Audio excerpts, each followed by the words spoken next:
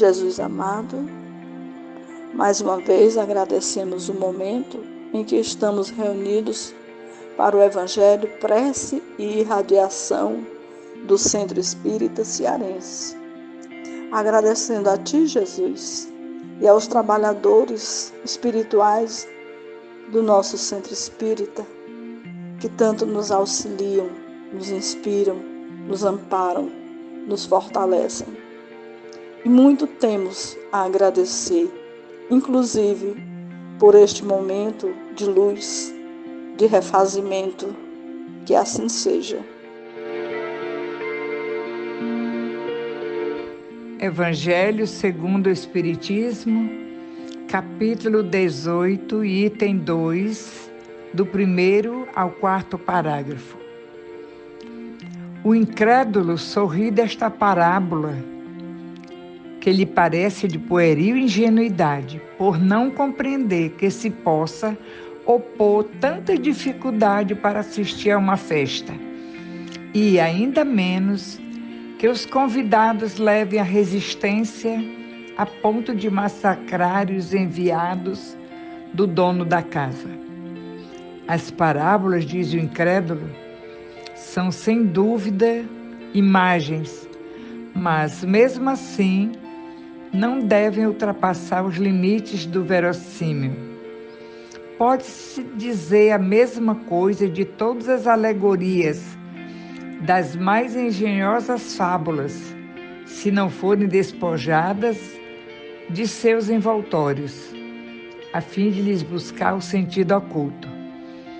Jesus compunha as suas com os hábitos mais vulgares da vida e as adaptava aos costumes e ao caráter do povo a quem falava. A maioria delas tinha por objetivo fazer penetrar nas massas populares a ideia da vida espiritual. O sentido de muitas parábolas parece ininteligível, apenas porque os seus intérpretes não se colocam sob esse ponto de vista. Nesta parábola, Jesus compara o reino dos céus, em que tudo é alegria e felicidade, a uma festa de casamento. Pelos primeiros convidados, ele se refere aos hebreus, que foram os primeiros chamados por Deus ao conhecimento da sua lei. Os enviados do Senhor são os profetas que os vinham exortar a seguir o caminho da verdadeira felicidade. Suas palavras, porém, quase não eram ouvidas. Suas advertências eram desprezadas. Muitos foram mesmo massacrados como os servos da parábola. Os convidados que recusam o convite, sob o pretexto de terem de ir cuidar de seus campos e de seus negócios, simboliza as pessoas mundanas que, absorvidas pelas coisas terrenas, se mantêm indiferentes às coisas celestes. Era a crença comum entre os judeus daquela época que a nação deles devia conquistar a supremacia sobre todas as outras. Com efeito, Deus não havia prometido a Abraão que a sua posteridade cobriria a terra inteira? Mas, como sempre, tomando a forma pelo fundo, eles acreditavam tratar-se de uma dominação efetiva e material.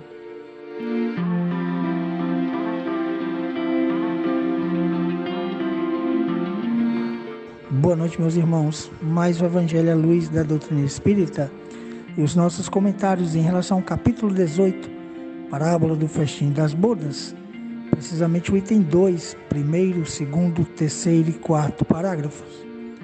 Bom, Allan Kardec escreve que o incrédulo ri desta parábola pela sua pueril e tola ingenuidade. Todavia, uma vez mais, vemos Jesus usando de imagens fortes para marcar um ensinamento. Inspirava-se ele nos usos e costumes de um povo cuja grande maioria não tinha condições de captar a ideia da vida espiritual com suas consequências no viver do homem. Assim pintava com cores fortes e exageradas suas parábolas para impressionar a mente e o coração dos que o ouviam, a fim de que seus ensinamentos não se perdessem, permanecendo para sempre, guardando o tesouro oculto de suas lições, permitindo sua verdadeira interpretação aos que fossem amadurecendo para as verdades espirituais. Jesus veio para toda a humanidade, trazer as leis morais divinas, sem as quais ninguém se tornará perfeito e feliz.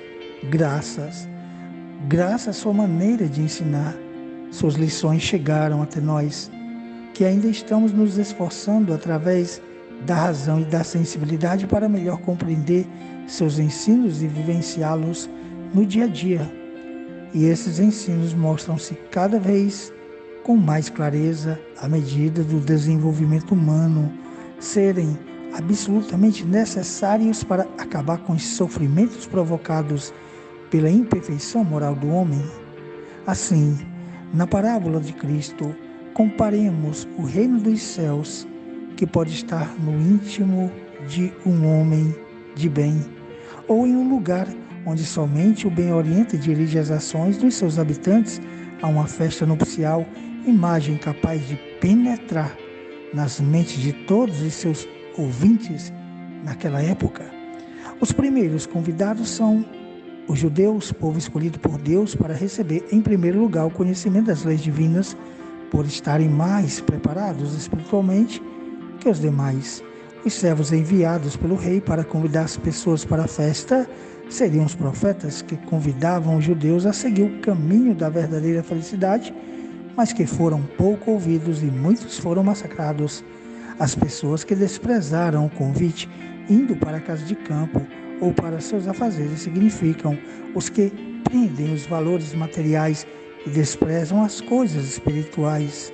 Os judeus acreditavam que sua nação iria conquistar supremacia sobre as demais, devido à promessa divina a Abraão de que a sua descendência possuiria toda a terra, conforme se lê em Gênesis, no capítulo 13, nos versículos 14 a 17. Eles acreditavam em uma dominação material.